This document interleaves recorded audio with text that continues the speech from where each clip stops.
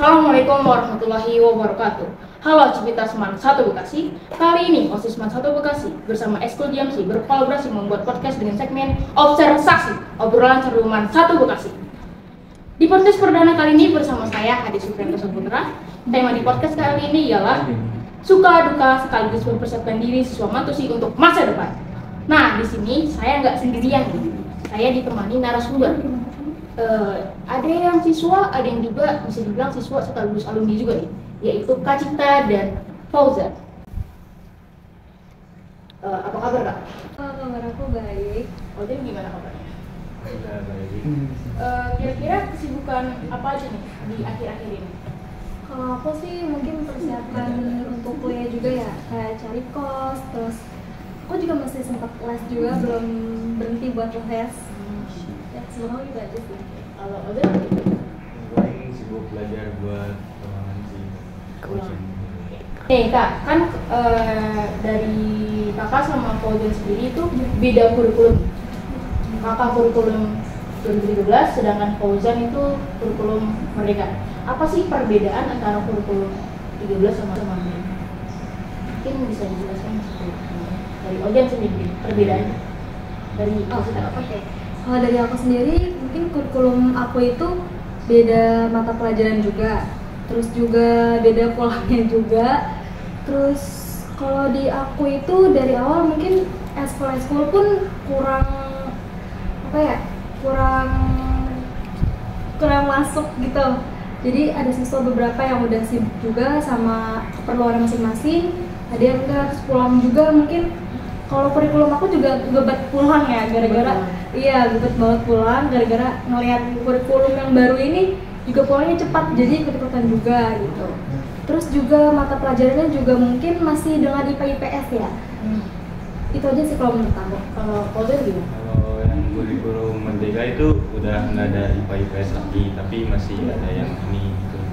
Masih di 1, 2, 3, 4, 5 itu tergantung itu IPA. Nah, 5 ke bawah itu sampai 10 itu kayak IPS gitu ya. Sebenarnya antara perbedaannya itu pulang sama ya agak lama. Tapi menurut kamu tuh enakan pulang cepat atau pulang lama sih? Tergantung juga sih ya, kalau misalnya pelajarannya bosan itu pasti pengennya pulang cepat ya. Kalau lagi asik sih biasanya enakan pulang lama sih kalau kayak gitu. Oke sih, pulang cepat ya? Iya, pulang cepat. Tapi kalau lagi males itu pengen pulang lama. Pulang lama gitu. Oke, kakak kan ini udah kelas 12 nih, dan kakak kan kelas 11. Oke, apa sih persiapan untuk melanjutkan PTN? Kayak UNIF atau berkualitas dalam proses PTN itu gimana sih? Untuk persiapan mencapai ke sana? Oke, kalau saran dari aku sih ikut les. Mau nggak mau ikut les. Kalau misalkan kalian nggak ikut les, nggak apa buat belajar mandiri di rumah. Itu juga lumayan kok buat persiapannya aja. Tuh, terus kalaupun nggak mau les, nggak mau belajar, kalian juga bisa sharing sama teman aja, nggak apa-apa. Bisa juga sama guru ataupun belajar, pokoknya intinya belajar tapi dengan cara sendiri aja gitu. Oke, Kak, kan saya sama Fauzan ini sama nih kelas 11. Berarti kita tuh pengen les nih, pengen banget gitu. Cuman takutnya kita udah bayar mahal tapi nggak ada rezeki, nggak ada hasilnya gitu. Itu menurut kakak gimana sih, kayak pemikiran-pemikiran kita yang kayak cuma gua les, cuma gua bayar mahal-mahal, cuma gua kayak capek-capek gini-gini tapi nanti endingnya gua nggak dapet yang gua mau, gini-gini itu gimana sih Kak? Biar anak-anak kelas 11 nih yang pengen ngejar itu bisa mengubah mindsetnya gitu, gimana sih Kak? Oke, kalau cara dari aku sendiri itu emang sih harus ubah mindset terlebih dahulu ya. Mau nggak mau kita harus ubah tuh dari yang negatif jadi yang positif. Kalau saran dari aku, kalau begitu, kalau emang kalian belum ada sedikit rezeki atau gimana, kalian bisa coba. Banyak kok sekarang media-media sosial saat ini ya membuka jalan buat kalian belajar gitu, contohnya kayak beasiswa dan lain-lain gitu ya, ataupun TO buat kalian kelas 11, kelas 10 itu masih bagus kok buat kalian TO di TO di kelas-kelas segini gitu, karena kalian bisa nambah pelajaran juga, pelajaran untuk kelas 12 juga lumayan gitu kan. TO online ataupun les online juga sebenarnya nggak apa-apa kok kalau kalian itu, walaupun kalian masih belum ada rezeki, tapi seenggaknya kalian harus punya mindset buat mempersiapkannya. Menurut aku kayak gitu aja. Intinya harus mengubah mindset ya. Iya, betul. Oke. Kalau Ojan sendiri nih, pengennya mau melanjutkan kemana sih? Pengen ke ini sih, PTN lah pasti. PTN. Ya, ke PB.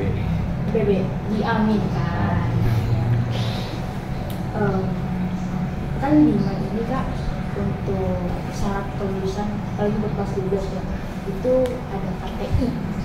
Menurut Kakak seberapa susah sih KTI gitu? Ya dari prosesnya tuh dari awal sampai akhir tuh seberapa lama Kak? Oke. Menurut aku KTI itu susah gampang ya, sesuai judul yang kalian ambil. Kalau emang itu gampang ya insya Allah dipermudah sih kalau menurut aku. Kalau misalkan kalian ngambilnya susah, kayak contoh temen aku ngambil tentang politik, menurut aku itu kan jarang ada ya, maksudnya jarang media yang meliput tentang itu, walaupun ada banyak artikelnya tapi kalian susah merealisasikannya gitu kan. Terus apalagi kalau KTI itu kan syaratnya untuk kelulusan ya, jadi menurut aku ambil yang poin plusnya aja gitu, ngambil yang sekiranya bisa kalian cari di kehidupan masing-masing gitu, kehidupan yang udah kita amati aja gitu loh. Kak itu ngaruh nggak sih Kak untuk buat persiapan PTN buat ikut organisasi sama eskul gitu? Kalau menurut aku ngaruh nggak ngaruh sih ya. Kalau eskul mungkin bisa ngaruh karena dapat sertifikatnya ya. Sertifikatnya mungkin tingkat nasional, tingkat yang sederajat yang lainnya gitu. Organisasi mungkin kita bisa ngambil dari soft skill-nya aja ya. Mungkin dapat pengalaman baru, teman-teman baru, ilmu baru gitu sih kalau menurut aku.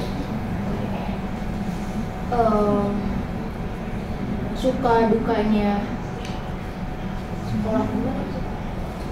Sukanya itu dapat teman baru, terus kolega-kolega baru, terus dapat ilmu baru, terus lumayan sih kalau menurut aku fasilitasnya juga memenuhi siswa-siswa yang ada di sini. Kalau dukanya itu kadang anak teman itu mulutnya suka kurang dijaga, terus tata cara bicaranya, terus perilakunya, menurut aku itu masih kurang untuk mencontohkan sebagai anak man, jadi seperti itu. Iya sih benar ya, kita ya dari kadang-kadang tuh kalau misalnya pergaulan di sini di mana tuh ya omongan-omongan kasar gitu pasti ada lah gitu. Mungkin setiap sekolah pasti ada ya. Iya pasti. Dan kasar kayak gitu. Oke. Menurut kakak sama Ojan nih, untuk bisa mencapai impian biar kegapai itu gimana caranya? Apalagi yang kakak udah pas 12 pengen ke unit ini, gue pengen ngejar nih gini gue harus kayak gimana. Sedangkan Ojan juga sama, gue pengen ngejar ini bla bla bla. Nah untuk mencapai sesuatu itu kayak di luar dari les ya, itu gimana caranya? Kalau itu sih mau nggak mau harus belajar juga sih ya. Iya belajar, cari relasi. Mungkin paling aman kalau nggak mau belajar cari relasi aja sih kalau menurut aku. Relasi. Iya relasi. Belajar tuh penting buat kedepannya gitu. Gini kan, Jan, kan kadang tuh ada orang ya, siswa gitu yang kadang tuh nggak suka belajar, maksudnya kayak basicnya tuh nggak di akademik, basicnya tuh di dalam akademik. Itu gimana nih cara membalance supaya dia bisa mencapai targetnya dia gitu, mimpinya dia, itu gimana Pak? Kalau menurut aku mungkin dia lebih bisa fokus sama sesuatu hal yang mau dia capai dulu aja, nggak apa-apa kayak gitu. Nanti mungkin kan ya namanya kelas pun pasti bakal ke bawah kan ya, namanya temen juga pasti bakal ikutan ke bawah. Nggak apa-apa, mungkin bagi dia ada hal yang mau dia capai dulu, jadi itu dulu aja yang harus dikembangin gitu menurut aku. Itu kan juga bisa kalau misalkan di non akademik itu bisa ikut-ikut lomba, nah itu kan dapat beasiswanya misalnya, nah itu bisa dipakai.